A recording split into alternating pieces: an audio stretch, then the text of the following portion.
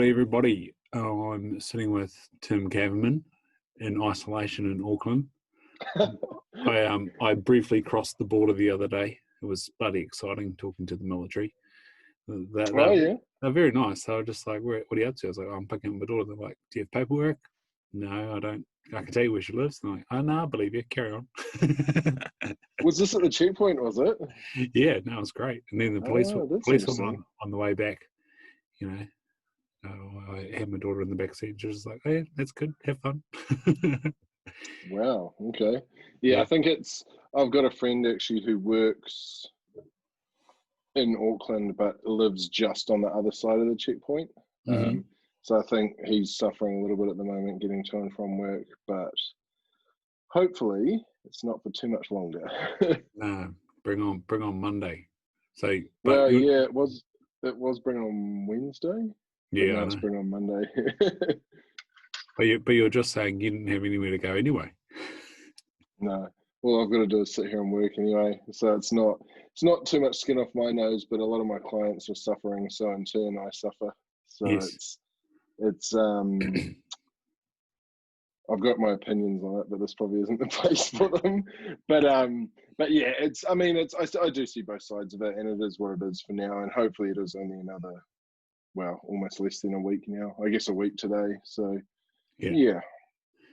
Mate, to you, all the second graphic design we've got add on here and oh, nice. Yeah, I can't remember whether I spoke to Jimmy during lockdown or not, but what you said you've worked from home long before COVID. What's your sort of setup there? So I had an office actually not far from here, about 10 minutes in Albany, and I was there most of last year, and this year, probably a few months before we even heard about COVID on the news, I actually moved everything home, just my workstation, which is a few screens and my MacBook and all my bits and pieces, and I live here alone at the moment, so it suits me. So when COVID came around and they said, right, everyone has to stop going out, the first time round, it didn't actually really impact me because I had a couple of big projects on the go which carried me through that first lockdown. But this time, people have just had enough of it, I think, and people had only just started recovering from the first time. So people are definitely feeling it, and clients are feeling it, and it's now, I don't know, everyone's just over it, I think. But like I say, I'm pretty lucky. I shouldn't complain because a lot of people are in a lot worse spots than I am in regards to where their office is, or if they've even still got work, or if they've still got jobs. So there is a lot of people who are struggling a lot more than I am. Yeah. So from your perspective, sort of caught in between of, you're the one that's able to tell the story of, hey, we're here and this is what we're doing, but they've got to have the money to be able to tell that story. What are you sort of seeing there? Was there a bit of a resurgence up your way with guys and getting pretty excited to, let people know, or has that just been hit straight on the head? Do you mean about communicating from their business in regards to advertising and stuff? When it's funny actually, because when they first announced the serious level 4 lockdown and they said this is going to be a while, most of my clients actually used it as an excuse, took the time to get stuck into work they'd been putting off. And luckily, a lot of that was to do with me, to do, to update their websites and things like that. So a lot of them actually, the ones that could afford it, took that opportunity to do those sort of, for them, designing admin sort of things, and get that out of the way during lockdown. And I was sort of sitting here thinking, wow, this is brilliant. Like, I'm sailing through this. And then when we came out of lockdown for a few months, same thing, the work kept coming in. And then about 4 or 5 weeks ago is when everyone sort of started, I don't know if the first lockdown caught up with them or the anxiety of more lockdowns caught up with them, but everyone sort of slowed down on their spending. And I think for a lot of my clients, a lot of their clients slowed down on spending as well, which impacted how they spend. So it's sort of a rolling effect, but luckily people are still seeing advertising and communications and, marketing and maintaining their brand as an important, like they're not putting it to the bottom of the pile. So they still see it as important, and the ones that can afford it are still investing in that. And it's the smaller businesses that I really feel for that just can't afford to do anything at the moment, especially the ones that can't, for whatever reason, trade, or they're only trading online. And for some of them, they're online. Some of them didn't even have an online selling facility yet. So it's for some people, it's been a really hard, not lesson, but a real sort of wake up call that brands these days need to be across everything for when things like this happen, so they can survive. But the flip side of that is it costs money to do that, so it's a real tough one.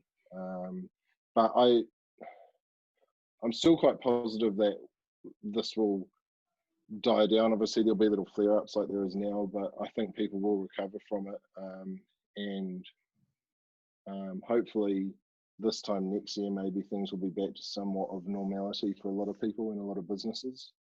Nice. Yeah, it's yeah, like you say, we've all got our opinions on it, and well, that's it. You I could sit. I was just going to say I could sit here and bitch and moan, which I do. Yeah. But at the end of the day, it is what it is. Moaning and bitching isn't gonna, I guess, change anything. But it is frustrating. Like things get cancelled, especially the Auckland lockdown and not being able to travel. I know a lot of people that have had a lot of important things cancelled. One of my big clients is in the event space, and they're really suffering just because you can't have events. So there's a huge impact across certain industries, and then some just aren't really that phased or aren't affected by it. So yeah, it's a great time to be in the food delivery business. So I hear. It is. Yeah, there's certain. It's funny actually. I've seen a lot of people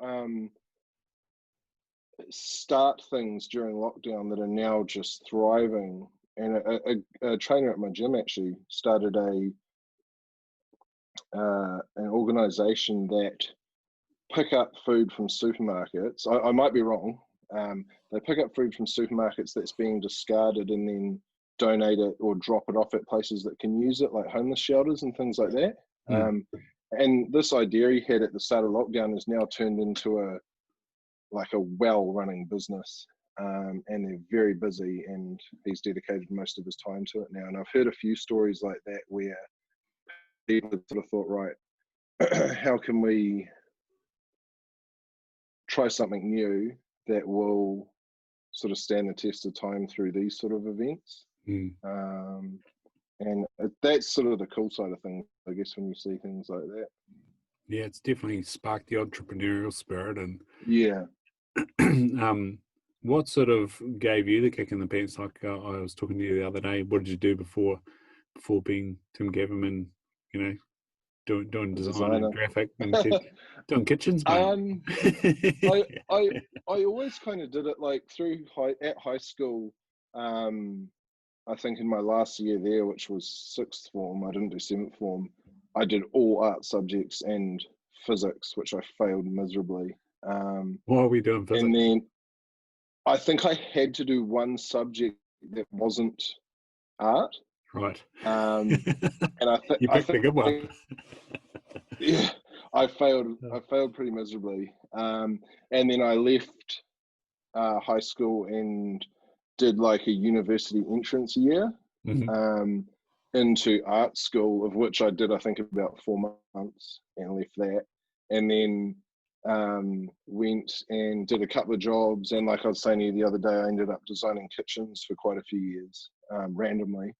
I got that job as like a warehouse boy, but got quite interested in the software and even the installation. I don't know, I just got really interested in kitchens for a few years. So I did that, and then I worked for a good friend of mine has a music company, so I worked for them and did design work for them. And I was always sort of doing design jobs on the side, mostly for bars and getting paid in bar tabs. And I did that for a good few years, and then the design jobs got bigger and better, and then slowly I just sort of made the decision to go out on my own, which was a pretty big call at the time, because I think I was living with my parents at the time, so they weren't super stoked about me quitting a job, I don't think, but they helped me out a lot. And yeah, I think I've had Fuel Media for 6 years now, and I think for about 3 or 4 years before that, I was just Tim Kavermann Design, which sort of was well known among the hospitality industry. And then I sort of thought, okay, I need to take this a bit more seriously. So I started Fuel Media, and that's when I started doing a lot more corporate and commercial work. Okay, man. So how do you start valuing your work, going from a bar tab to a full-on contract? I actually didn't, and this is something I spend a lot of time discussing with my clients now when we're doing strategy and they're trying to price their products or their services or their time. And for the first, it was a lot of years, I left a lot of money on the table and work that I was doing, and I was very much undervaluing myself. And I got one job I remember I got with New Zealand Roadside Assistance. They contacted me, and I did some pricing for them, and they said, no, we'll pass, we'll use someone else. And I was like, I didn't think much of it. And then 2 years later, they came back to me and asked again to price another job. And a guy at the time who helped me out a lot with my business happened to be sitting next to me when I was writing the proposal. And I can't remember what my hourly rate was at the time, but he made me triple it. He just said, just try it. He said, triple it and be confident about it, and send your proposal off, and invite them to come back to you and ask questions. So I did it, and I was like, I'm going to get laughed at here. And they came back, they accepted my quote and said, no, actually I did the work. And then after it, the CEO said to me, we actually wanted to use you a few years ago, but you were so cheap, we thought there was something wrong with you. So, or that you wouldn't follow through or something like that. So now it's something I speak to a lot of my clients about. And that is really valuing, especially if you really specialize in something, or you are really good at something, there's sort of two sides to it. How you present yourself, but also how you price it can have a big impact on how people view you. So even if you're the best, I don't know, photographer in the world, if you're doing commercial work and you don't charge enough for it, people won't see that value. And I think that carries through in a lot of things, a lot of industries, even not in business, just how you present yourself, and how it's something I've learned a lot in the last few years, actually, how you communicate yourself to people is sort of drives how they value you or how highly they think of you. But especially in the business world, if you want to work with big clients on big projects, you really do have to take that quite step forward and just own it. And you'll get a few that do laugh at you, but eventually people will start saying yes, as long as the work quality is there. That over time you will build that reputation, I guess. So your mate that was sitting next to you, what was his sort of confidence or ability to give you that push? Like, man, what a stellar piece of advice. His name is Tommy, actually, and he lives in Australia. He's run a lot of successful businesses. He runs a coaching sort of organization for entrepreneurial men. It gets a bit of flack, I think, for being only focused at men, but he's real super passionate about helping businessmen like really do well. And he's like the epitome of confidence. He does a lot of speaking and at the time he owned the gym that I went to, and I did quite a bit of business with him. But he literally just looked at my proposal and said, no, change that and that, triple that price. And when they ring you, explain why the charge is what it is, but they never actually asked. So sometimes it does just take someone to give you that little push or give you that right piece of advice at the right time whether it's business or anything else, to really change the direction of how things are going for you. Because if I hadn't done that at that time, I don't even know if Fuel Media would still be there now. I would have never stepped into the corporate world. I would have probably still been working for really small businesses and not making much money, and probably have a job that I was doing part-time to actually live. Yeah. So what's the mindset switch around that as well? Like when you go and price a job 3 times out of what you'd valued yourself at, and then they give it to you, shit, there must be a bit of internal pressure all of a sudden to deliver 3 times your value. There was. Fortunately, that particular job was actually pretty easy, and it wasn't something that I had sort of, the whole fake it till you make it. Like I used to, there's been points in my career where someone's asked me to do something and I just say yes and price it and then figure out how to do it afterwards. Mm-hmm. And this wasn't one of those things, luckily. So I did the work, gave it to them. They were super happy, and then I worked with them for another few years on odd jobs and projects and marketing. But it was from then, with all my other clients, that things started changing, more so in the jobs that I was turning down, because I knew that it wouldn't push me in the direction that I wanted to go. And that, it's funny actually, I think a lot of people learn that in their personal life first and then take it into their business. I almost learned it in my business first, which translated into my personal life later. So what do you mean by that? So it's probably more about the valuing yourself. Before I made that change in my business, I thought I'm a good designer. I'm worth X amount of dollars an hour.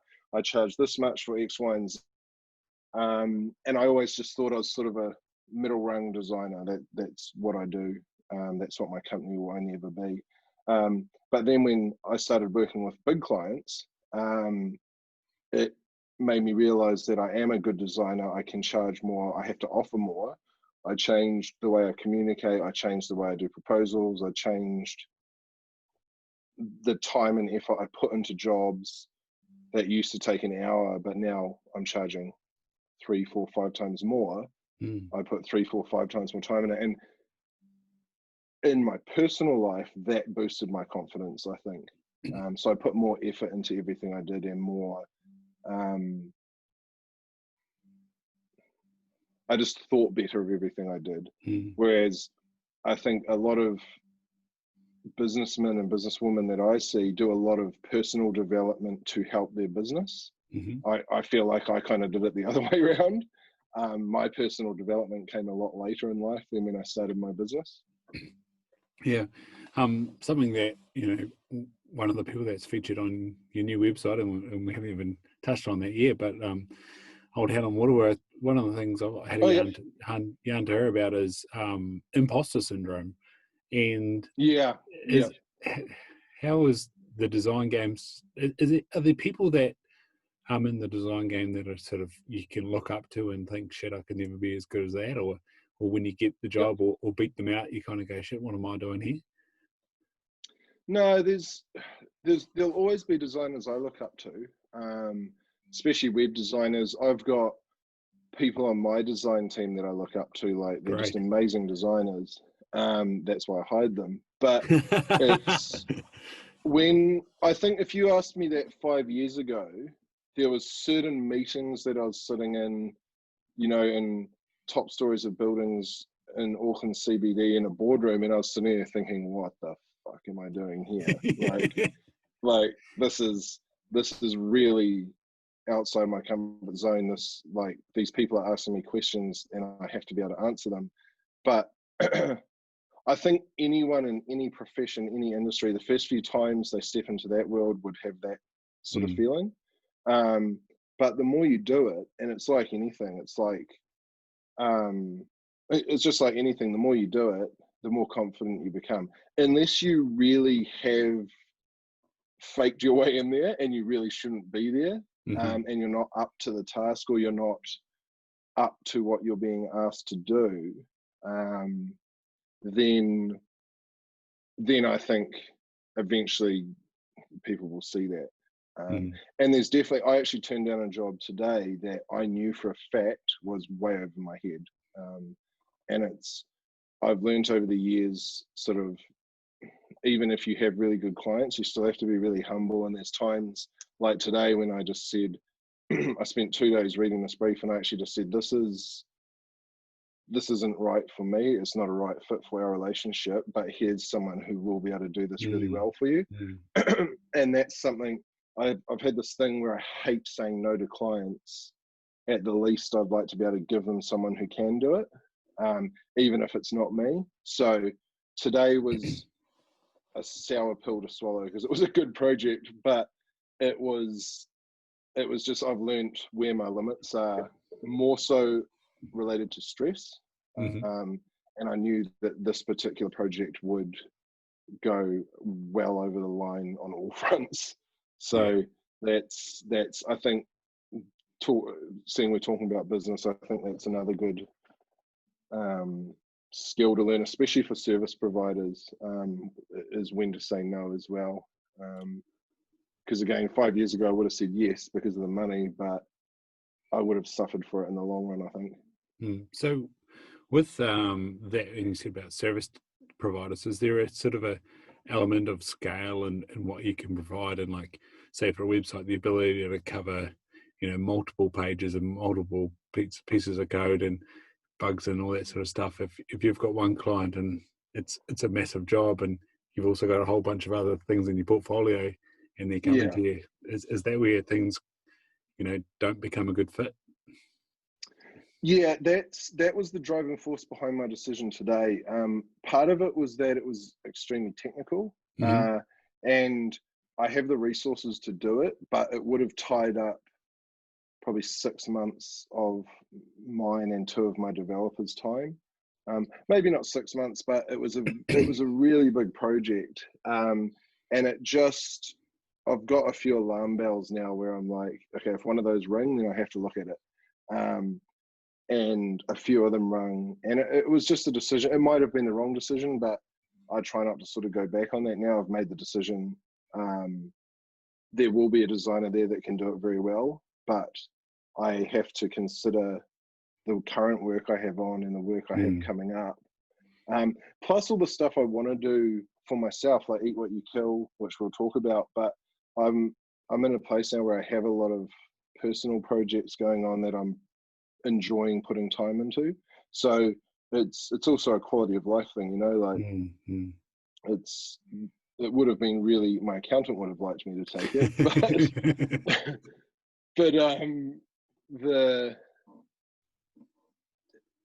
it just wasn't it was a good time to say no to something, I think, which is hard to do in a climate where people are tightening up what they spend. Yeah, so going back to that climate that we're in right now, and you mentioned a few people that have sort of created stuff and started stuff that's working really well, and then others that have been sort of caught out going, oh shoot, we needed an online presence. If someone is sort of starting up, what would you sort of say is a key thing when it comes to being online? Like, how effective is a pick and plug and drop website, or to be honest, at the moment, I think there's probably more startups popping up than there ever has been. I think I'm even, like, you even see marketing from the government about starting businesses, and I don't know if it's actually happened, but I saw something a few weeks ago about people getting access to their KiwiSaver to start businesses, which I don't think is a very good idea. I don't know if it actually happened, but for people starting a business, if someone came to me this week and said, I'm starting a business, I would say, do your research and test the market first, and make sure your idea is actually a valid one, or something that will be viable. But in regards to an online presence, I think every business should have one in some shape or form. I still work with companies who only use social media, who don't have a website. And every meeting we have, I say my piece about why they need a website. They will come, but even if it's a single landing page with a contact form, it's credibility. And all you have to do is tell people who you are and what you do, and make it very clear who you do it for. Because otherwise you can scream from the rooftops what your product is or what your services are, but people need to understand that it's for them, and they need to understand why you're doing it. And if they don't understand that, they won't connect with it. If you have a big budget and you can just slam digital marketing and social media marketing, you'll probably still do well. But I think Kiwis especially like working with brands that they connect with on some sort of personal level. And it's funny because I've spent the last, 6 months just looking at adventure, hunting, outdoor, all those sorts of brands that exist in New Zealand, but also around the world. Just general research and general insight for when I started Eat What You Kill. And it would be one of the better industries I've ever sort of really looked into in regards to brands taking the time to connect with their audience. They all have pretty good websites. They all have a really good social media presence, and they do a lot with the communities. And again, people that are starting these new businesses, whether it was a month ago or 6 months ago, or they're starting it this week, the first thing they have to understand is who their audience are, because if they don't understand that, they have no idea who they're selling to. They might decide they want to sell, say you want to sell masks. That's a pretty saturated market at the moment. Like, there's a lot of people selling. There's Instagram ads. Oh, it's ridiculous. But if, I don't know where you'd find it, but if you could somehow see a statistical table of who sold the most, the ones at the very, very peak would be the ones with the biggest marketing budgets. But out of all the smaller guys that are either making them or importing them, the ones that are going to be doing the best are the ones that have taken the time to talk to people. So they're not saying, here's a mask, it's a KN95, it does this, it does that. They're saying, here's some information about why masks are good for you and your family, and the specs are in there somewhere, but they're actually talking to people. So whether you're selling masks or cupcakes or, I don't know, whatever anyone else would sell, or use my company, Fuel Media, for example. I used to sell on, this is the sort of website I can build, it's got all these features, but no one actually cares. Now I sell on, this is what this is what the website I'm going to build for you will do for your business and for your income and for your brand exposure. So for people starting a business, sorry, this is a really long-winded answer. That's great. For people starting a business, know who your audience is and figure out how to talk to them. If you can do those two things and you've got some budget for marketing and a good product or service, you have a lot better chance of surviving than someone who is building a business based on panic to solely make money. Because they have, I've seen a few where they've obviously, I don't know, lost their jobs, or they've seen a window to make some money, and all they're focused on is sell, sell, sell, sell.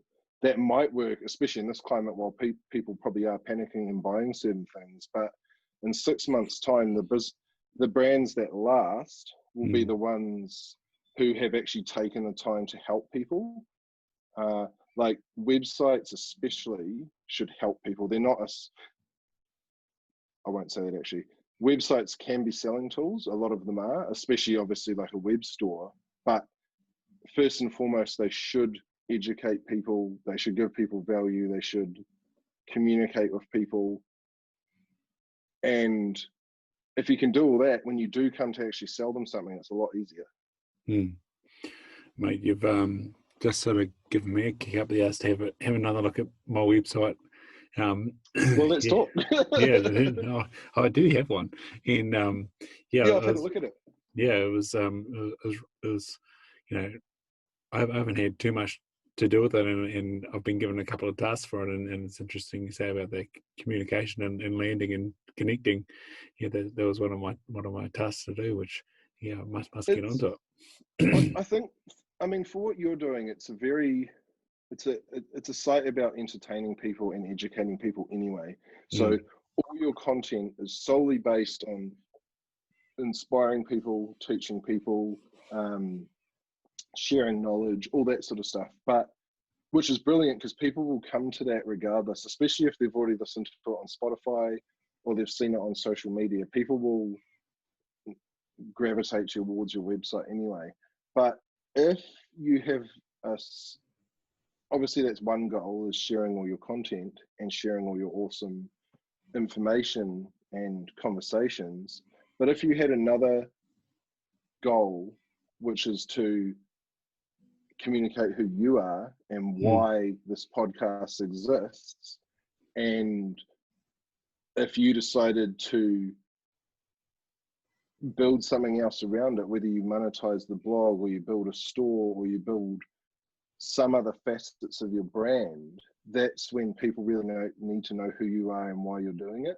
And I know that's already on there, but there's very specific ways you can build communications like that. And a lot of it comes from actually just really good copy. Like I've got a copywriter, a girl by the name of Monica, who does a lot of work with my clients, and she'll just listen to your story and then write in a way that will communicate with your audience. And every time she sends me work to view, it just blows me away.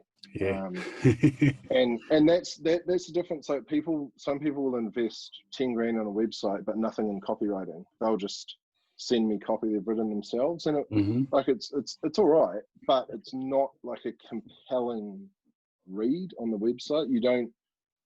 You should feel so connected to what you're reading on the website that you want to buy from them, or you want to listen to their podcast, or you want to read a story or book them for a service. It's in any industry.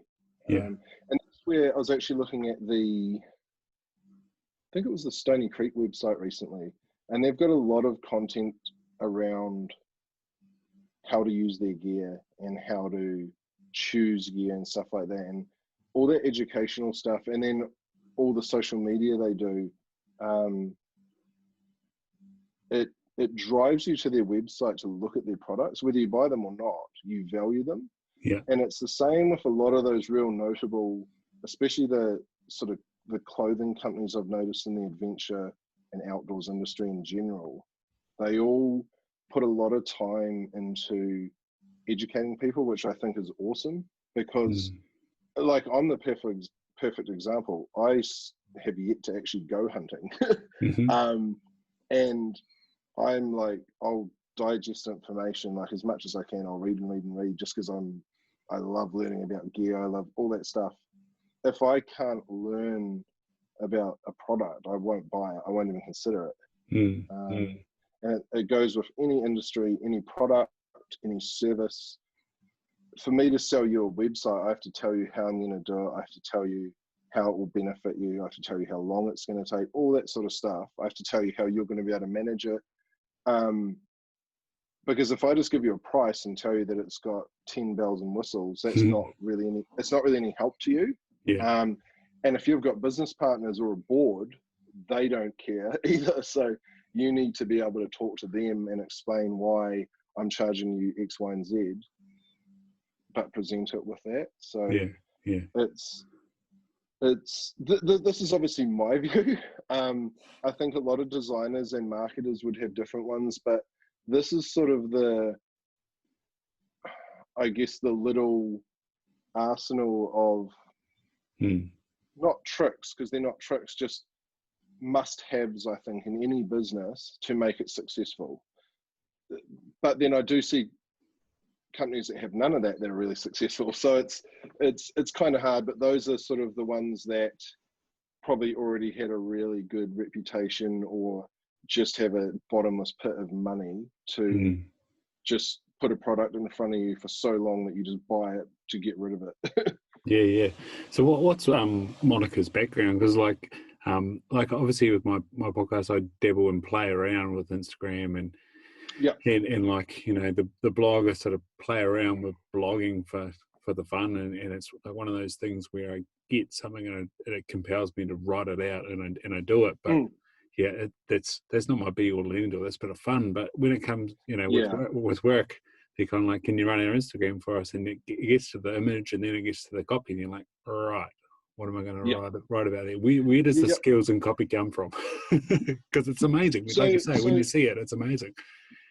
Monica, I met a few years ago, and we share a lot of clients, and she does work across all industries and a lot of technical writing, and she's the sort of person where I'll give her a client and she'll just research them and talk to them, and she writes like she's worked for that company for 10 years. Wow. So her company's called Mark My Words. I can give you her website to put in the description thing, but she's when clients come to me and say I want a website, I say go talk to her first, because the work they do with her will make the website so much better, or any other copywriter. The planning and the strategy and turning your voice into something you can present to your market has to be done before, or at least at the start of the web design process, because that will really shape how that website looks and feels to the people using it at the end. So it's a very crucial step. Unfortunately, a lot of people see it as an extra cost that they don't really need, but personally, I think they should spend less on the website to afford that. Like if they don't necessarily need a 20-page website, have a 3-page really nice website, but with a really good copy on it. And with blogs, social media, that's quite a specialist area of writing as well. So to write a really effective blog that ranks well on Google, there's quite specific guidelines around headings, titles, keywords, all that sort of stuff. And that's not, I spent a while trying to learn it, but it's just such an area of expertise. You really have to sort of live and breathe it to do it well. And it's the same with writing for social media. I do it well, but I don't do it amazingly. So if it's something super crucial, I'll usually go to Monica or someone like Monica to help me write, even if it's just a headline. Like I will pay for that. As a business, I will pay for a headline that is attention grabbing on social media over something that I've written, which I think is all right. And that's what people need to, I think, take into account. If they spend $10,000, $20,000, $30,000 on a nice flash new website and branding, all that sort of stuff, they have to adhere to that standard on social media as well. Because yes, your website's there in the background giving you a sort of foundation credibility, but your day-to-day communications has to be consistent, and it has to be good. Because like you know what it's like, you look at your news feed and it's actually overwhelming. Last lockdown I actually deleted every news channel, everything, because I was just so overwhelmed with, there was just too much information. So to get someone to stop scrolling, and I put a lot of thought into this with Eat What You Kill as well, and it's why when I wrote all my communications for Eat What You Kill, I wrote it from a sort of semi-personal, professional voice, because I didn't want it to just be another food blog. I wanted it to be something that meant something to people, because it meant something to me. And I think people can take that away in their business. It doesn't always have to be the super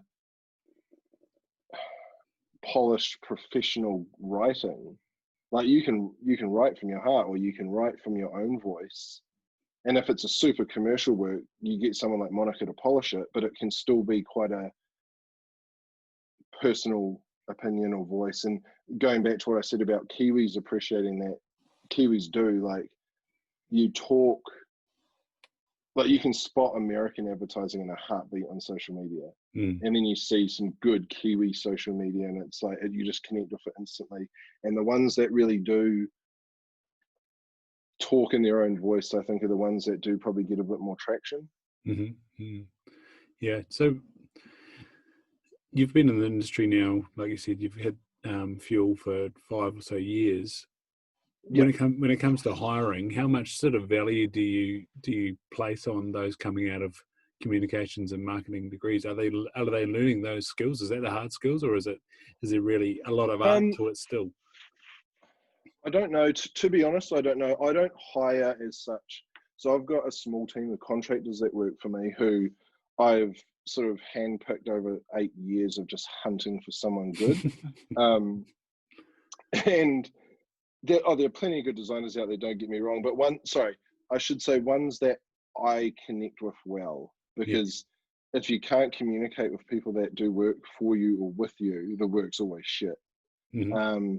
And again, before I found Monica, I can't even remember how I met her, but I worked with a few really good copywriters, but I just didn't click with them. Whereas Mm-hmm. Monica, I can actually ring her or jump on a Skype call and have a beer and discuss life, but also discuss projects. Or if need be, she'll come to a meeting or I'll meet her for a coffee.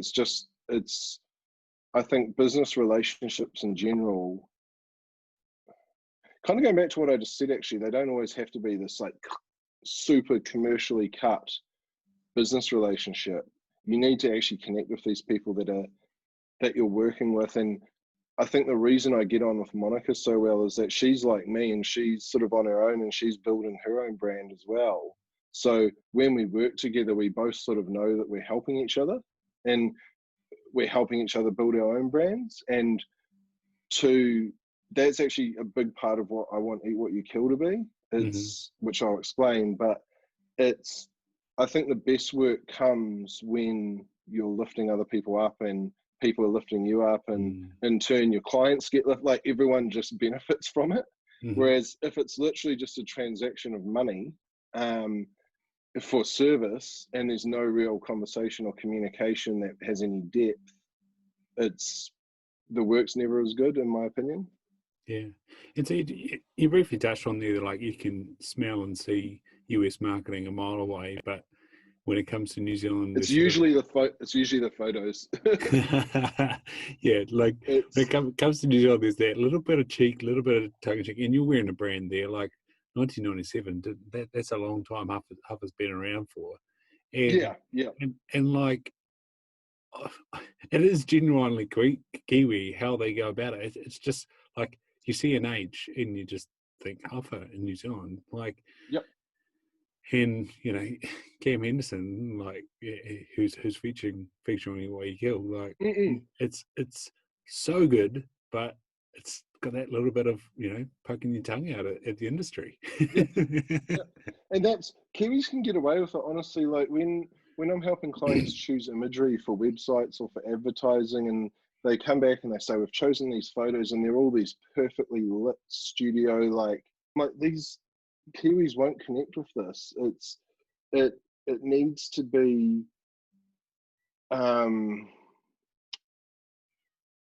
less studio based for a start, but and using Huff as an example, like they would studio shoot all their lookbooks and everything like that, but a lot of their social content is out and about, it's out there doing it. And that's where I think using the hunting brands is, going back to them as an example, they're using photography from like grassroots Kiwi content creators in their huge campaigns that they run nationally.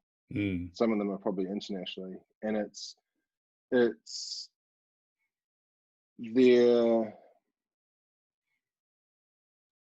giving these photographers and creatives who are out there hunting and hiking and fishing and diving an opportunity to have their work showcased. And they create these relationships. From what I can see, I don't know the ins and outs of them, but from what I can see, they create these relationships with these content creators, and again, everyone benefits from it. What was I was looking at the other day?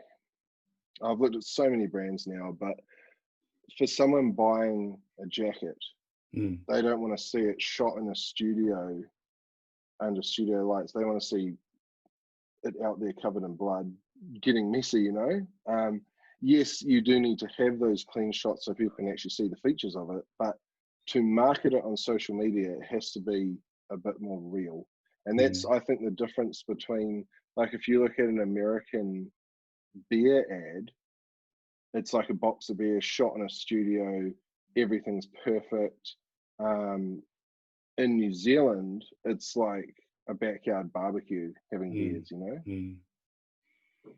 Yeah, or you Lee Hard and you've had a joke around something for 20 years and then all of a sudden you start making a beer range. It's bloody hilarious. Well, that's a cool thing about Kiwis. Like, people do that.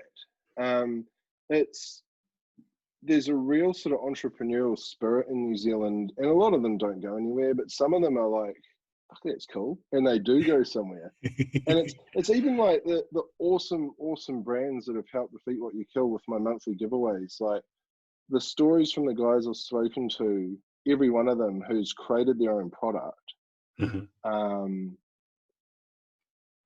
they're all manufactured here. Like, they're doing so well, and it's just, that's why I've had a lot of brands email me about doing giveaways, and I've just gone with the ones that I actually really like and connect with. And they're not always the most expensive product or the flashiest product, but they're just the guys that are really out there doing it, and they've created something cool, which is actually good quality.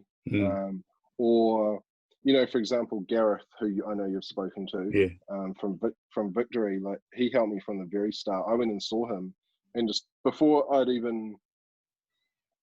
think I just started the Eat What You Kill Facebook group. Yeah. And I told him about it, and he was just like, how can I help? Yeah. Which was awesome. And same with all the other companies. Like, there was no like negotiation, or it wasn't like a business transaction. It was like, hey, that's real. How can we help each other? Or how can I help you? And for them, they got their product out there. For me, it helped me with marketing. So I didn't build it to be a money-making machine. I built it to sort of help spotlight some of those things, like those cast iron pans from Ironclad. Like, they're just, quite a few of my friends have them now, and they're just amazing. Like, it's all these products, and the more I look, the more I find them. Just Kiwis. The amount of people in New Zealand that make knives, like hunting knives and skinning knives, like, it's just ridiculous, and they're all awesome. I saw Calvin Alcott, what's he called, Bush Bloke NZ, he got one of those Ironclad pans for his birthday the other day. He was like, that's nice. I love a good skillet. I had, it's my birthday today, so we're having a glass of wine. And happy birthday! I did see that. That's cheers, right. mate. Cheers, mate. Yeah, and the wine is recommendation from Clay Adam and Khan's brother, and had a nice T-bone on a skillet, and not T-bone, a tomahawk. It was awesome. But, nice. That's a good way to celebrate. Oh, you got to be done, especially in the Hawke's Bay. There's some cracker wines out here, but like from the social media stuff and like Rosemary Dong, you're talking about Stony Creek there, and her and Dan are on your website with some recipes. But from the other side, you go for it. We'll talk about those two here. I was just going to say, there was a few people at the start that just, when I started the Facebook group, I kind of invited all my spearfishing friends. Yeah, that's what I was going to get to. and I was like, shit, there's going to be a lot of fish on this site. Good. And during the last lockdown, because that's when I literally launched the Facebook group, all these hunters joined. And I was like, well, okay. And then all these amazing recipes came up. And I was like, okay, I need to go and shoot something and start making some of this stuff. Like, for a while there, actually, the hunting recipes just decimated the fishing. Like, there was so many awesome hunting recipes, meat, game, all that sort of stuff. And then I was looking at the analytics, actually, it sort of fluctuates, I guess, between when people go fishing, when people go hunting and stuff like that. And it's quite cool, actually. And I'm glad that happened, because there's a lot of groups that are just fish or just hunting, and it would have been quite a small focus. And I wanted to make this something that reached quite far to a lot of people. So to have all the hunting community sort of start signing up, which I know nothing about, and I'm learning as quickly as I can. I honestly, I couldn't name them all, but there's a handful of people in the hunting industry, and they know who they are, who have answered so many questions for me. And it honestly just made Eat What You Kill so much different and bigger than what I had imagined it to be. Like, the spearfishing is just the coolest thing to me, but learning about all the hunting and seeing all the hunting recipes is just epic. Like, it's so good. Mate, we've been having a saying at the moment, all the things, and spearfishing's on my list of all the things I want to do. And yeah. I had a couple of guys on here that have done a bit, but you sound a little bit like me on the spearfishing side, you on the hunting side. Like, I can see this thing that just looks awesome. And definitely, actually, that's a good idea. yeah, I'm a beginner hunter as well. Still, 10 years deep, I'm still very much a beginner. But yeah, the spearfishing, like being a swimmer in my background, and had an uncle and auntie that were dive instructors and stuff, and just the ocean scares the shit out of me, but excites the shit out of me. And I need to get hold of that movie that Dave Shaw made, that Cam had at the movie night. Where they did those 2 world records with spearfishing. Yeah, I know the one you're talking about. Sam Wild was in it, and Tim, what was his last name? Funny. But yeah, that's the one. Yeah. If they're listening, can they please release that? Yeah, Sam, when I first started spearfishing, Sam's content was the one that made me want to take a camera spearfishing. Nice. I was just like, I think I messaged him. I was like, how do you edit your photos like that? And I fully expected him not to like tell me exactly, but like we've had I've never met the guy in person, but we've chatted so much over the last couple of years just about creating content, business, spearfishing, hunting, everything. But his work is outstanding in my opinion. And again, all these guys that are creating content, especially some of the ones some of these photos that come from some of these hunting trips, that article that Cam gave me for my website, the mask off one about their tar hunting with the boat, that it took me a day to just get it on the website because I just spent so long looking at the photos. And that was really the epitome of what I wanted Eat What You Kill to be, a place for people to tell stories. And it was always about recipes, and that was sort of how I started it. But the stories of where this food comes from was a big part of it, and that's something that isn't so much in the Facebook group yet, which I want it to be. So if you have a good like trip report or story of a hunt or spearfishing, like, share it. But the website, I wanted to really be a hub for everything. And there's so many people out there doing so many cool things already, and it was never to compete with any of that or to take away. It was literally just, and it is literally just a place where people can talk about the food they eat, but backtrack and say, actually, this is how I got it, or I caught it, and everything that comes with that. So you can see on the site if you look under the community tab, you'll literally see the things that I thought was important to talk about as part of what ends up on your plate that you eat.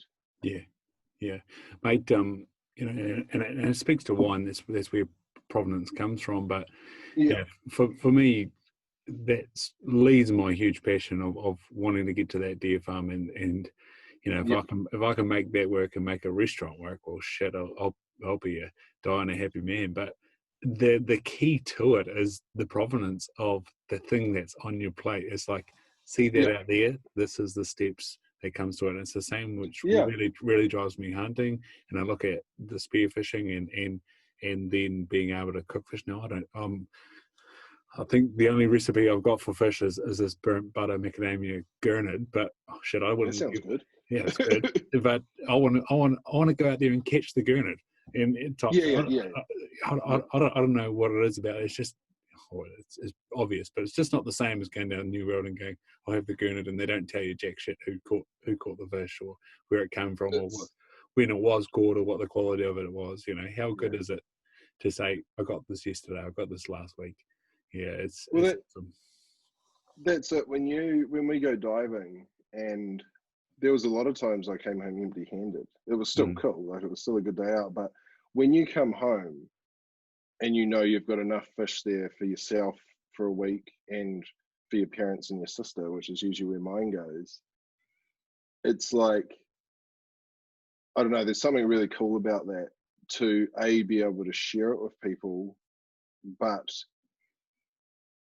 feed yourself off something you've gone out and done. And like, for a lot of people, like you said, you're terrified of the ocean. I was as well. Like, people, yes, like if you look at Eat What You Kill, if you scroll through the Facebook group, you see all these awesome recipes. People have put these epic, you know, they've spent a day cooking something in a slow cooker, or they've, you know, learnt how to cut up fish perfectly to do sashimi. But I wanted to really, I guess, tell the stories of what it takes to actually get that themselves. Like, yes, you can go to the supermarket and buy it, or you can go to the fish market and buy it. But if I tell people, I went spearfishing, I got this kingfish, put half of it in the fridge, split the other half with my sister and my mother and my dad, like, yes, that's the story, I went spearfishing, but people don't actually understand what a day of spearfishing is like, and that's what I want to tell people.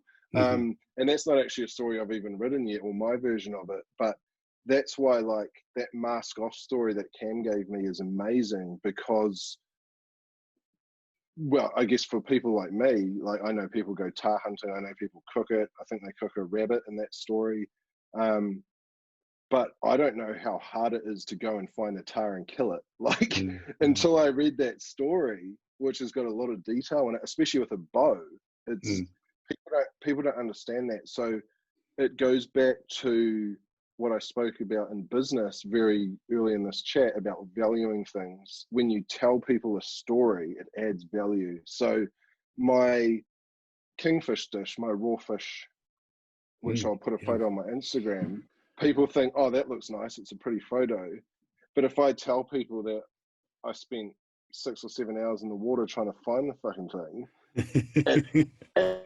and then how long it's taken me to be comfortable enough to do that, it adds, I think, another layer of value to that story. And the same with the hunting, the fishing. People put in, the people that live this way of life to, and I'm only really new to it, but I've spoken to people who literally only live off food that they take. They don't buy anything apart from like staples and vegetables. But for those people, the value in that food is so high because they've spent their life probably learning from their parents, who learned from their parents how to go and hunt, or how to go and fish, or how to go spearfishing. And I learned from my friends, and I only started spearfishing 2-3 years ago. But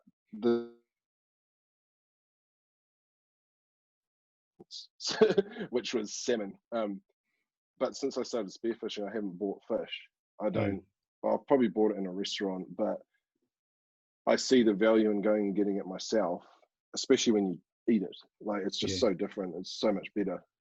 Yeah, and I think it goes back to the knives and the part that they play. Like, you spoke about sashimi, and it's like, well, you can cut it up with a fillet knife, but there is a special knife from Japan that's a sashimi knife. Yeah. And then, like, even with Gareth and Justin and the Taurua knives, there's the skinning knife and the boning knife. Yep. And then you can get the steak knife. And I cut up some steaks the other day. I was like, shit, I need to call up Gareth and buy one of those big staking knives so that I could cut the perfect steak. And like, it just really envelops the whole story and the preparedness and the consideration, I guess. And I guess it goes down to respect to what you're eating and what you're serving up and what you're delivering to everyone. And you're going back to that mask off, Tyler having in his head, you know, that 300 story, like they won't remember or something like that. It's like, what? Classic. No, it teaches you a lot of respect. I had one day where we went spearfishing, and we were coming back from up north, and there was a car crash, and they'd shut the roads, and I ended up bloody way out in the middle of nowhere with because it was supposed to just be a quick half-an-hour trip home, 40 minutes trip home. Had no ice, chucked the fish in the back, ended up taking 3.5 hours to get home. So I was honestly so guilty driving home that I hadn't put ice on this fish. Yeah. And I still ate it, and it was fine. But ever since then, whenever I go diving, I buy ice beforehand. So when we get back, I've got some in my chili bin to put on it for when I go home. But it's things like that, and a lot of the hunting videos, because I just am obsessed with watching hunting videos on YouTube at the moment. Yeah. So they're even like going back to Khan Adam, I've watched the ones where he takes his son out and teaches him all that stuff, and it blows my mind the respect that hunters have for animals and for the environment and stuff like that as well. Here's crack up you say about ice on your fish. I'm pretty sure Remy Warren did a whole podcast, probably about half an hour, about like having your truck ready, and it's basically one big Yeti ad, but it's about like how much ice he packs in the bottom of the Yeti, and then like puts ice bags on top, and then obviously gets and over there their rules are basically you got to carry every single piece of meat out and store it out there, and of course a Yeti, I've seen plenty of videos of Yetis a week later and the ice is still whole in there, but they're another brand that's telling an amazing story, and like you say, getting guys that are out there showing, this thing bloody works. You want to keep it cool, buy a Yeti. And it's the same. I say to everybody, if you want a gift for a new parent, get them a Yeti tumbler, because you're forever drinking cold drinks when you're a new parent, and if you've got a Yeti tumbler, your coffee's you keep burning your mouth because it's still bloody hot an hour later. No, it's fantastic. And that's same with that first seeker I shot. I sort of walked it back to the hut, and it was a Saturday, and so I was sort of thinking, hang it in the meat safe and break it down the next day. But a friend of mine's got a chiller, and I was like, you know what, I'm going to carry this thing out whole, and it was only 3 hours, but it just Jesus. It's that top two fun, you just got to do it, and I guess it makes the story better. I don't know, but I think this is going back to what I wanted to eat what you kill to be like. The story makes everything better. It's like, I love it when people post their recipe, but they say something about where it came from or where they got the food. Like, I think it just makes for such a cool, because you could have caught a fish anywhere, like you could have caught it off a wharf. But to say where you went, or how shit the weather was, or I don't know, how something funny happened, like I find that super interesting. Like I was watching Rosie Tong's Instagram stories from their hunting on the weekend, and she just does like little clips of them, and I find them so entertaining. They're like really light-humored, and it's only a sequence of clips from a whole weekend, but it kind of tells. She's like a really good storyteller, and it's people like her that are a gold mine for these big brands who think they need to work with big agencies, but actually, in my opinion, they should be working with people like her that get out there and do it, who know how to point a camera in a good direction and take a photo. People, especially, there's so many of them. I said to Sam yesterday, I want to do a series on Eat What You Kill, all about the creatives. People that like, everyone on there gets out there and does it, but the people that document it in a really good way, and it doesn't have to be the best photo in the world technically, or the best video to edit in the world, but just the ones that tell a really cool story in an entertaining way. I'm just fascinated with that. I could watch it all day.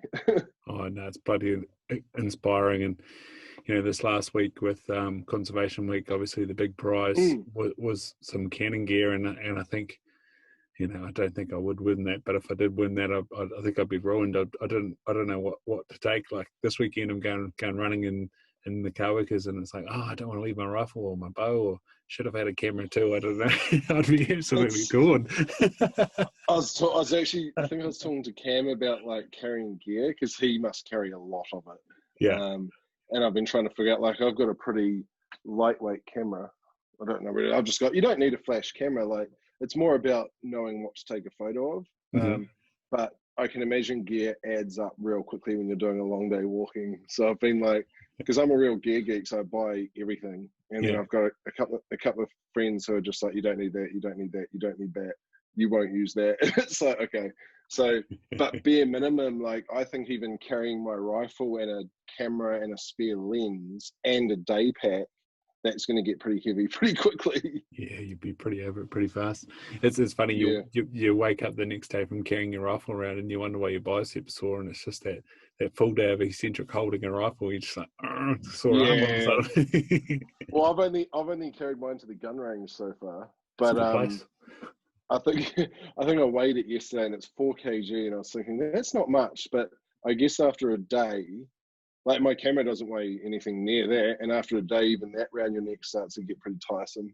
Yeah, no, it's funny, just, you know, small, and that's why there's those ultralight guys out there, because they're just worried about grams and you know, kgs matter, mate. So what was the nexus? What was the light switch moment that was like, right, Eat to Kill, Facebook, Instagram, you know, as you said, you talked to Cam and he put it out there, and all of a sudden, all us hunting community were like, what's this? This looks awesome.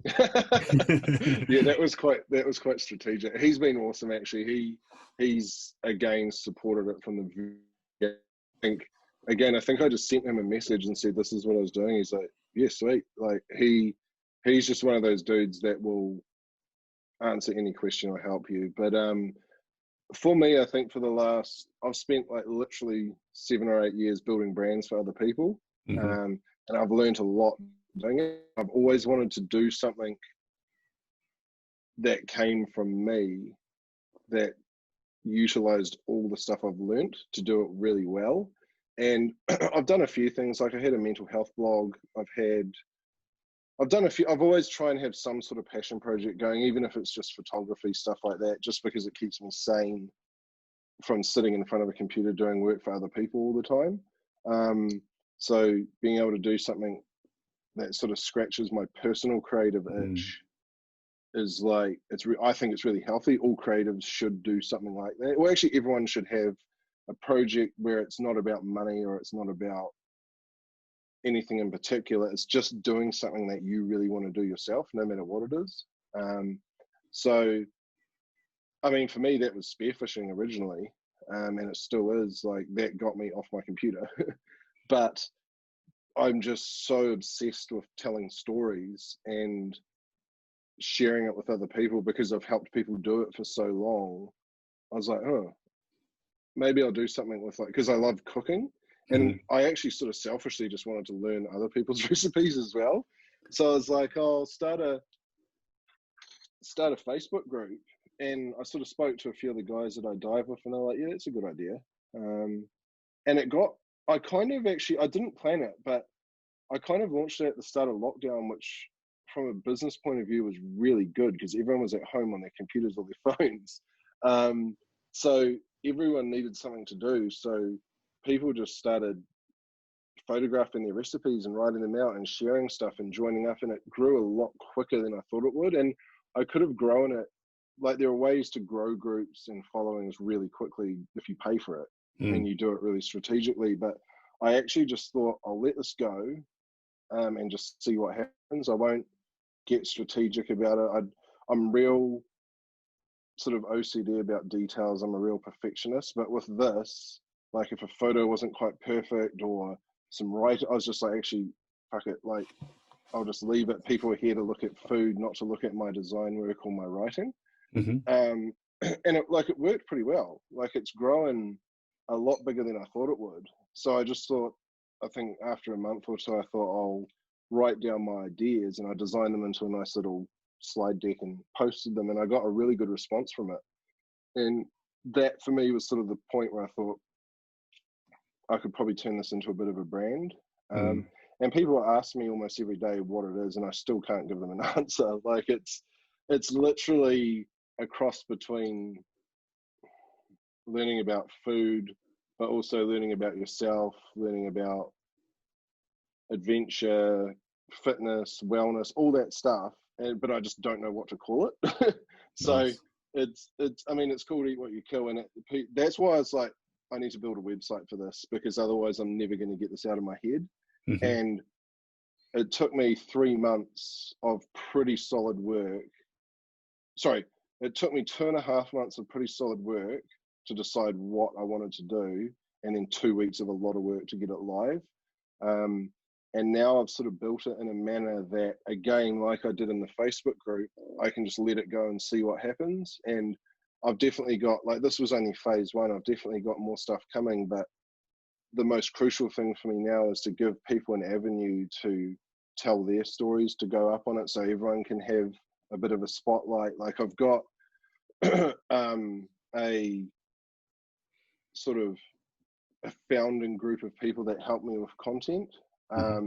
And that was because I just thought their content was wicked, and I wanted other people to see it, and I didn't want it to come from me. I didn't want it to come from Eat What You Kill. I wanted it to be from them. And I wanted to include in it who they were and what they do, so that people can learn about them as well if they wanted to. So that's an avenue I want to open up to everyone, because I think everyone has some sort of story to tell, and whether it's a recipe and a story of getting the food, or I've got articles that people have given me about fitness. I've written some about mental health. I've written some about, trip reports, and the stuff that people have given me. People like Helen, she wrote an awesome one about just how to push your limits and sort of stay sane. And things like that. I feel, and I might be wrong, but I think they all go hand in hand with sourcing wild food. Yeah. And it's, again, I always look to do something different. I could have just done a food blog, but I wanted it to be something more than that. So the moment really was when I sort of sucked it up, wrote all my ideas down, and I sort of sat on it for 2 days. I was like, I don't know if I should share this, because it's a bit sort of, sometimes I feel like my writing's a bit sort of airy-fairy. It's like quite personal, and I was like, oh no, I'll share it. Actually, I think I got Monica to read it, and I think she tweaked it very slightly. But there was something I was trying to figure out how to say, and I just couldn't figure it out. And I think she helped me do that. But yeah, the response from that was super good, and people started asking me, when's the website coming? What's happening next? Are you starting a shop? And I was just like, oh my God, I need to build a website. So I have no idea where it will end up, but for now I'm pretty proud of what I've built and pretty happy with it, because my worst fear was that I built it and I hated it, and everyone else was just like, oh yeah, that's right.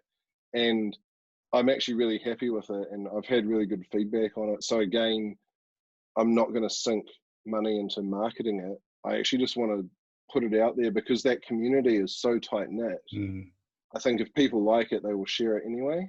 And that will be the true, I guess, test, because I haven't built this. It's not a business to make money. It was a passion project which people seem to like. So I've sort of want to share that and let other people be a part of it if they want to be, and then open up avenues in sort of phase, I don't know, 2.5, 3, where, like I mentioned, like having a series all about the creatives out there doing it, so they can get some exposure and build their brands or show off their work. Or I've honestly got so many ideas, you'd need a long podcast, but for now I'm pretty happy with what I've sort of made live, and I guess I'll kind of see where it goes. Mate, I bloody love it. That's why the tagline for this podcast is just "Life Leaves Ordinary," because it's nice, broad, I like that. it's broad and it's open, and yeah, you've tickled a lot of the corresponding passions of what this podcast is about, like wellness, fitness, hunting, outside, doing things differently, and it's funny you're saying about as a creative having that passion project that's for yourself instead of for other people, and that's the same thing I find with this, and the same thing I find with when I do go and write a blog. Like, there's a really extroverted, out there, scientifically analytical minded person to have those moments of creativity. And same with going bush by myself, like put myself out there by myself, depending on myself all of a sudden, instead of getting the energy from other people. Like it's living that little bit of yin and yang lifestyle, but yeah, like it makes things more broad. What you just said about sort of taking power from other people, I did that for a very long time, and I based how I felt on other people and what they felt about me. And I think doing things for yourself, whether it's building a website about food and health, or building, I don't know, toys for your kids, or anything you do that is and it can be selfish, like certain things can't be, but be selfish and think, what do I really want to do for myself? If you can share it with others, great. If no one ever sees it or hears about it, but it makes you happy, do it anyway. It's something that in this day and age, with the state of people's mental health worldwide, especially in New Zealand, doing things like this for yourself that just make you feel good on whatever scale or size, I think are super important. And I think it needs to be taught more. That 5 years ago, I would have told you the most important thing in the world was earning a couple of $100,000 a year and buying whatever I wanted, living however I wanted, having a successful business. But even when my business is being at its best, that doesn't necessarily mean you're happy. And I think a lot of business owners would tell you that. So for me now, this has selfishly given me a little peace of mind that even when it's shit, whether it's my business or anything, I have something real cool to fall back on, or sit there and read, or even just look at or write for. The whole reason I started writing years ago was going through a shit time. I just found it helped. Even if I was writing nothing to do with what I was feeling, it just helped. So now it's sort of something that I hope other people can use as well. If they want to write a story about a trip or anything, it gives an outlet for that as well. So I think that was a good point you made about getting confidence from within yourself. That was what I got out of spearfishing. And I think, like you said, you've gotten out of hunting. Yeah, no, and you brought up a good topic, like come level 4. I just decided to tune out the podcast, and I finally wrote the article in the blog that had been sitting with me for months and months, and it was like, it's almost a weight off your chest, I guess. And it 100% really cool. is. Yeah, it is. It's a big emotional.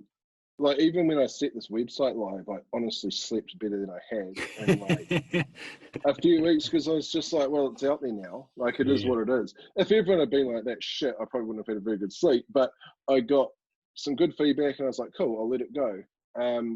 And it was honestly like, even though it's only the start of it, it was still a nice moment to actually put it out there and like just step away from it. Like, I spent about a few days just not touched, because I spent every day with it open on one of my screens doing something. And now it's just like, I've usually got the Google Analytics open so I can see who's on it.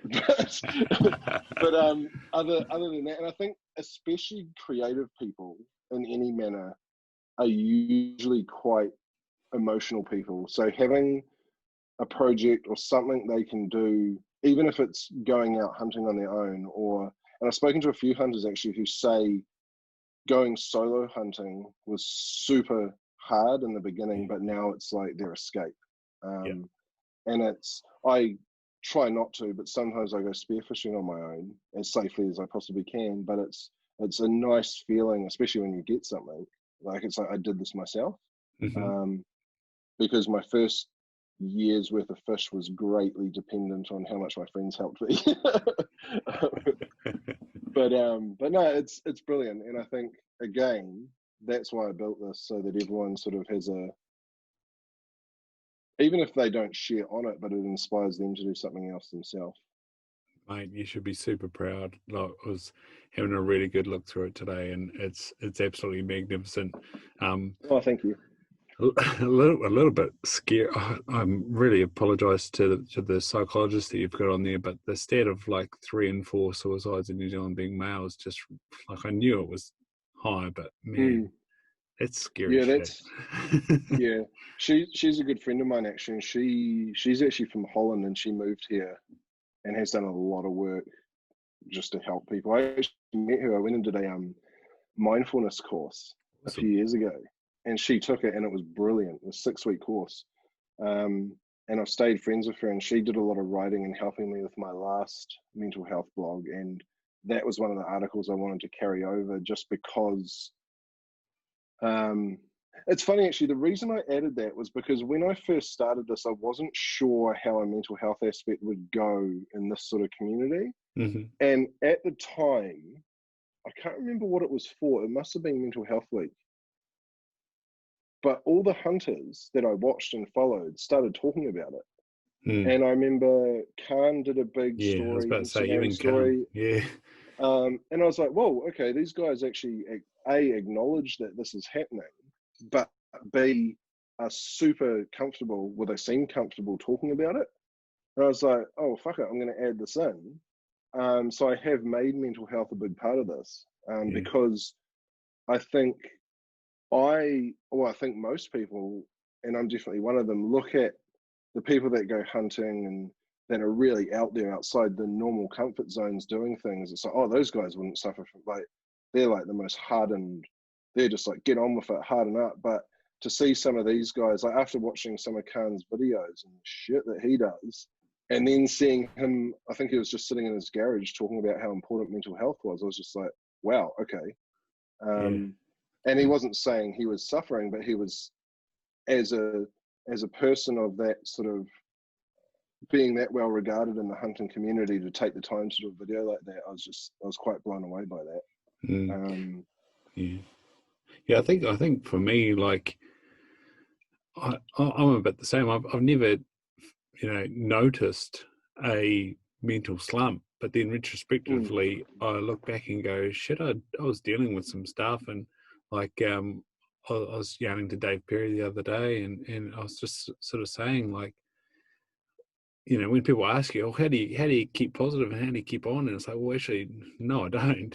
But I just keep doing, and I guess it's that the element of living on the edge and pushing yourself on the edge gives you. It was almost like what you were saying about going into a big corporate meeting.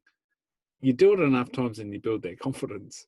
And so, for me, doing some hard shit a few times means that you just give it a little bit of grit and push on through. But at the same time, through going through stuff, I have got better at trying to talk it out and articulate it, I guess. And that's usually in private in finding people. But of course, yeah. Everyone's got to process things and communicate things in their own way. Yeah. But I think what can be quite public is the fact that it's like super normal and okay to do that, whether you're a male or a female, or you're like a lifetime hunter, or you're military, or you're bloody anyone. Like, I've spoken to so many. What's that? Businessman, business owner. Yeah, well, that's it. Going back, I've literally sat in boardroom meetings with a mouthful of vomit, like, and had to swallow it and just be normal, because I had such bad anxiety. Yeah. And that only actually happened once, but after that, I was like, okay, it can't get any worse than that. And unless I actually threw up on the table. But it was the same when I started spearfishing. Like, I was literally, the first year was literally, and if you listen, the best way to actually tell that story is to listen to the podcast I did with Noob Sparrow. But it was literally, there were days of hell, like internally, just dealing with what I was doing. And even like recently, I've had dive trips where I've not slept the night before, and that's when I really suffer if I lose sleep.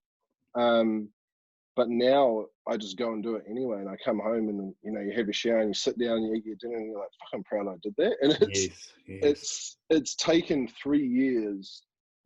Like in the early days, I'd cancel, I just wouldn't go if I hadn't slept, or I'd go and I'd just be an absolute piece of shit the whole day, like just be like literally a dead weight on the boat. But now, after a lot of perseverance and help from my friends, it's something that I know, even if it's a shit day, I can still go and I'll still find some enjoyment in it. Is that from and fear that's or seasickness? No, so I I spent my whole life thinking I get really horrible seasickness, but I actually don't. I just got really horrible anxiety about being out at sea. Right.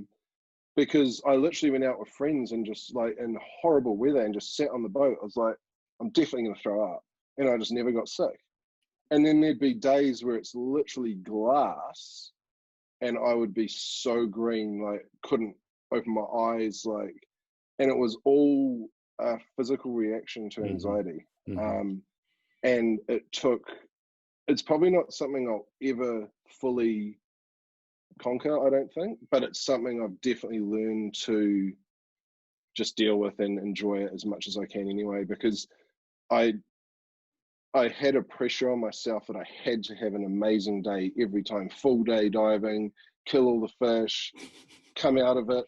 But actually that's not the case. So once I let that pressure go, but just thought, just get out there and do it. Like, just go and have a good day. Taking that pressure off my shoulders made a big difference. And it's like, I've got a hunt in 3 weeks if Jacinda lets me go. But it's that's the first time I go hunting. It's actually one I won off Instagram, or a friend of mine won. But Who's that with? I have days where I'm adventure hunting. Oh, awesome. Andrew. He's a So, legend, man. yeah. He's what? He's a legend. He's awesome, dude. Yeah, I've had a couple of yarns to him, and he seems super good. And I've told him I've never been hunting, and he was fully. The 3 guys I'm going with are very experienced hunters. Cool. So I have days though where I'm petrified, because I think back to when I started spearfishing, and I was like, oh god, I'm gonna have to go through that again. But it's a bit different. But now I'm in a place where it's like, actually, even if it's not the best day and I don't kill a deer, I'll still go and I'll still have fun, and it will still be a chance to learn. Like, it's, yes, I want to go and shoot a deer, but I also want to learn how to find it. Like, a big part I enjoyed about spearfishing was learning where to find the species and how to hunt them. And so I think a lot of that's going to be quite similar in learning to hunt. But yeah, I definitely have those days where I'm like, I don't want to go. But it's, or I just start over planning. I'll be like, pull my first aid kit out and put it back in and repack it, and I'm like, oh no, I think I've got everything. And it's, those are like my little like, my friends call me the prepper, and when I'm prepping, it's when I'm worried about something. Mate, one, you're putting the shits up me about going spearfishing even more, because your story right there with spearfishing is the same story with me for hunting, and I sort of felt quite guilty when I was talking to Hamiora, or Sam the Trapman, the other day, and I sort of said how when I go hunting I get this exactly like that, this gigantic sympathetic overload. I need to piss like 5 times. I'm like, oh, what have I forgotten? Oh, what do I need? Or instead of just, and he said to me, oh, I feel so at ease. I'm enjoying the bush. And I'm like, mate, there's nothing. And I think you just put it on the head. You want to go out there and nail it. And then when we were in Wanganui and I took the bow hunting, I think the absolute lack of pressure to be successful, and in the fact that it was private land, but I think I had the greatest day, and I think you're right that you can. Oh, it's kind of like if you have too much expectation, then you're never going to live up to it. And if you just really take a moment, and I think that's one of the beauties of being in nature, whether it's the ocean, whether it's the bush, is true appreciation for where you're at and what you're doing. Is like, wow, that's anxiety killing right there. I think the anxiety, I've learned the anxiety comes from a lack of control. If you're going hunting or spearfishing, it's out of your control, and that's what I really struggled with. It wasn't my boat. I didn't know where we were going.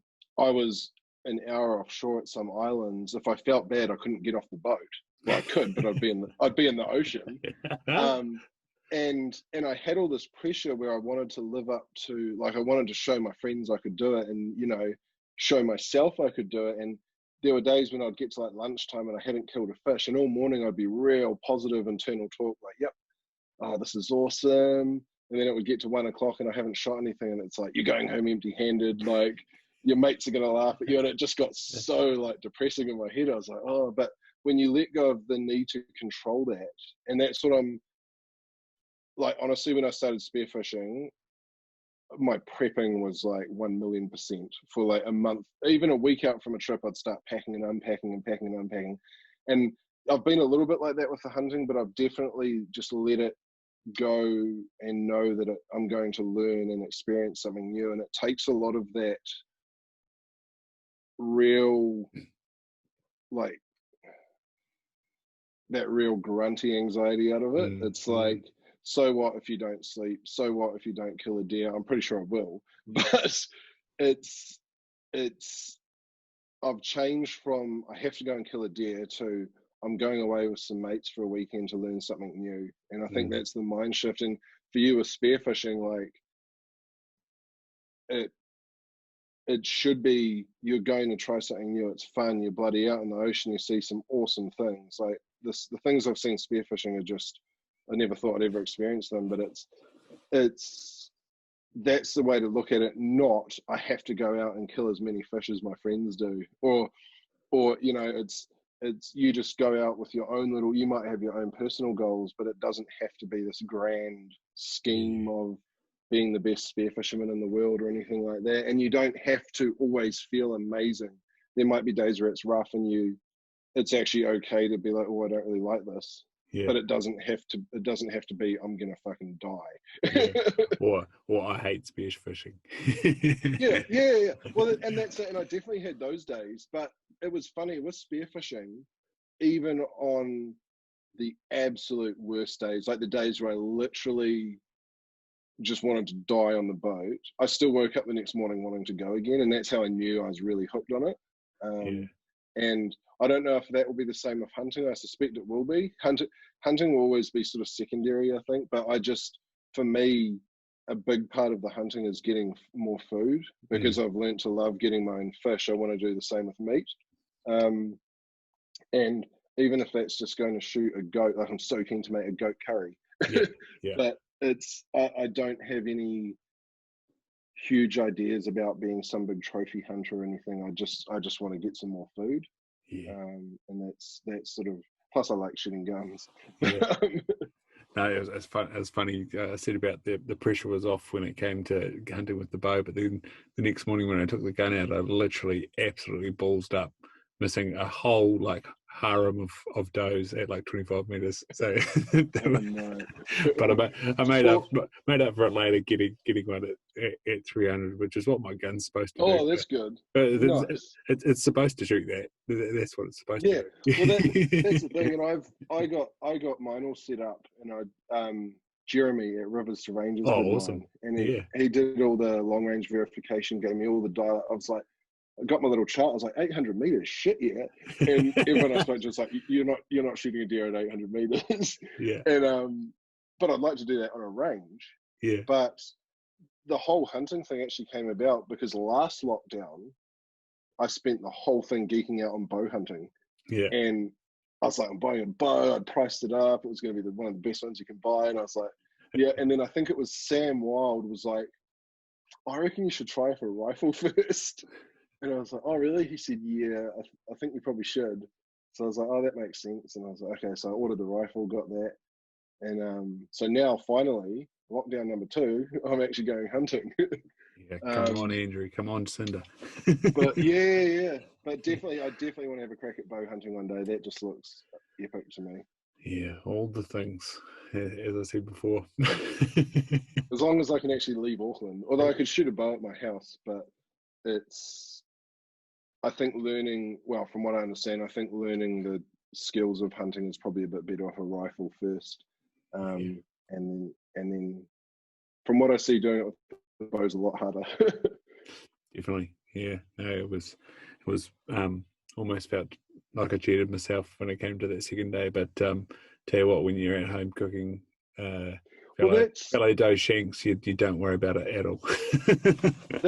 that's it. And that was the other big thing I let myself off the hook with spearfishing, where I'd go out and I was literally just looking for that trophy fish, and I'd swum past so many good eating fish. Yeah. And I'd get to the end of the day and I hadn't shot anything, and I'd just be so disappointed in myself. And then I actually just started shooting fish that I knew were good to eat, and even like some miscellaneous fish, which I was just like, oh, I'll try that. And as long as I knew it wasn't one I shouldn't be shooting, and I've tried some awful ones, but there's so many good fish, even just like butterfish, which is just like the most common. I think it was the first fish. Actually, no, it wasn't the first fish I ever shot, but the first fish I shot and took home and ate was a butterfish, and I ignored them for so long just because they were so easy. We got some of that delivered at the farm because of the drought. We got some butterfish delivered. And it was bloody delicious. Yeah, it's some people like ask Sam Wild if he likes it, but it's a love-hate thing. But I spent so long ignoring them, trying to find a 20-pound snapper or a 30 kg kingfish, more so to prove to my friends that I could do it. And in the end, I just had put so much pressure on myself. I couldn't hold my breath. I couldn't swim properly, and it actually, when I started Eat What You Kill and I saw all the other fish people were eating, all these amazing recipes, I was like, I just need to. It's not about shooting trophies anymore. Like, yes, there's still a couple I want to tick off, but coming home with a few butterfish is a lot better than nothing. Yeah, that was what was cool about Wanganui as well. It was, I got to watch a buck, but it was like, yeah, I'm not shooting you. I'm looking for you ladies, mate. Well, we're going to Wanganui with Andrew. Yeah. And I think there's the option there to shoot a trophy one or a meat one, but I'm only really interested in shooting some meat ones and learning how to process them. Yeah. Oh. And how to find them. Yeah. Well, that's what I've been told. So that's what I plan to shoot. Yeah. Nice. Yeah. There was Barry from Auckland dropped me off a fellow backstreak steak, and I took it around to my mates, and he's like, oh, I've never really liked venison. I said, two things, mate. One, preparedness, and two, this is a fellow backstrap. There's no way this is going to be bad. And he's a convert. So I've saved some the eye fillets and some backstraps for the boys in 2 weekends. Oh, nice. So it's going to be awesome. Well, I've bought the odd bit of venison, which I've really enjoyed. I've got no idea what cut it is, but I'm looking forward to eating one that I've shot and processed, or that someone's showed me how to process or help me, because the satisfaction I got from doing that off a fish, I want that again from something else. Oh yeah, mate. So Eat What You Kill, and where do we find all of the above? Well, Eat What You Kill is just at eatwhatyoukill.co. There's no NZ on the end, it's just .co. And same on Instagram, it's just eatwhatyoukill.co. And then if you search Eat What You Kill on Facebook, you'll find the Facebook group. And that's literally the three places it is at the moment. And like I say, the Facebook group at the moment is mostly all the food and the recipes. And I'd love to get some of the stories into there, but the website is more a lot of the interest articles and stuff like that as well that I'll be posting there, from myself and from other people that are keen to share theirs as well. And again, I don't know where it will go. The next crucial part for me is opening up an avenue where people can submit stories or recipes for the website, and their photos and things like that, and it will be all accredited to them under their name. It's nothing to do with me or it'll be shared on the Eat What You Kill platform, but it's about them. And then I'd like to do some sort of something to highlight the businesses in the industry, because I think it's a good time to help them as well. So whether they're a person like Sam creating content, or they're a business making a product, I guess the products that I've been giving away are good examples. Something to somehow help and highlight them. I really want to build that into the site. I'm trying not to do too much at once, or it just overwhelms people. And again, I think organically, it will grow, and I'll figure out what people are wanting next, and then I'll just make it happen as I have time for it. And at the moment, I have quite a bit of that. Yeah, nice. And if someone needs your services, or it's got a good deal for you, where do they find you? My design services, Yeah, or Eat What You Kill. are your design services? If there's any My design big business out services, there. my company's called Fuel Media, so it's just fuelmedia.co.nz, or Fuel Media NZ on Instagram. I don't do too much on Facebook with my business. It's mostly the website and Instagram, but definitely from the connections I've made even now with Eat What You Kill, I think my goal for Fuel Media would be to slowly move towards working more with companies in that industry, the outdoor hunting, all that sort of stuff. It just fascinates me. It's that's probably a big business goal of mine, I think, for the next few years. It's aside from working with my current clients, if any of you are listening, obviously I'm not going anywhere, but definitely I would like to use what I know to help people in those industries, especially because I think at the moment those sort of industries are probably struggling a bit more, along with travel and stuff like that. It's with COVID and that people spend or push things to the bottom of the pile on what they spend their money on. So I think the adventure industry especially will, I think, I might be wrong, I'd say that's probably taking a hit at the moment, along with all the, I know the hunting guides will be, but all the, just all the people like Rosie, who, and I've said to her, I think I've said to her, or if you're listening, Rosie, like, she should have a creative brand herself. Like, she's just so good at creating content. People like Sam, all the same, like all these people, there's so many cool people out there. They've probably already got plans, but I'd like to build something into Eat What You Kill that helps them. And if any of them need help, I'd like to do that through Fuel Media as well. Awesome, man. So I'll let you know the only question that I really harp on about, and that's, the thing that, doesn't do you wrong or always shows up. What did you come up with? I think there's two answers to that for me. Wicked. And I've only learnt them in the last 5 years. So they're big ones for me. But the one that never does me wrong is knowing my alarm bells, like in my gut, for anything, whether it's personal, professional. I've got a certain criteria that things and people and experiences, if they ring any of those bells, I need to look at it and decide if it's something I should be doing. And the overall piece of advice I try and live by now is to just not get too comfortable. And that, I think, it's something I'm bloody good at. Like, I'm real good at sitting on the couch for a day watching TV. But in life in general, I think if you're sitting there thinking, shit, I'm comfortable, like, I think you're probably missing out on things. And this is why I say I only learned it in the last few years, because I got real comfortable partying in my 20s. And then in my 30s, I got really comfortable literally just working and doing nothing else, to a point where it became like a health risk. So from 3 years ago, when my friends took me spearfishing, I learned that literally the more uncomfortable, and this is something I think Helen was a big advocate for as well, the more uncomfortable you can really get yourself, the better. And I try and do it now. As much, if I go for a walk, I'll wear weight on my back and just see how much I can make myself suffer, because you feel better afterwards. And it needs to be healthy, obviously, but definitely live outside your comfort zone safely is my advice. Love it. I like that one. I'm sorry, sadistic, but no. Well, it's I think most hunters are, like, some of the stuff in the videos I've watched and some of the walks and the carryouts and all that sort of stuff, it's just, you have to like pain a little bit.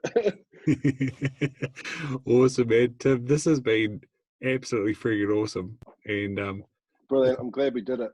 Yeah, it's a great way to spend my birthday, that's for sure. People asked me what I was doing tonight. And I said, well, I'm going to go have a real awesome conversation with the legend, and it has not I'm glad I could share. I'm glad I could share it with you, and I hope you've had a good birthday. Yeah, cheers, man. We're gonna have to tee up a hunting versus spearfishing Swap something. over. Yeah. Well, I've talked to a guy called Jay actually about doing that with bow hunting, so it'll be interesting to do it with hunting as well. Yeah, So I think we should make that happen at some stage soon. Legion. Thanks very much, Tim. We're going to press pause on this, and you stay there. All right, mate. Sounds good. Awesome.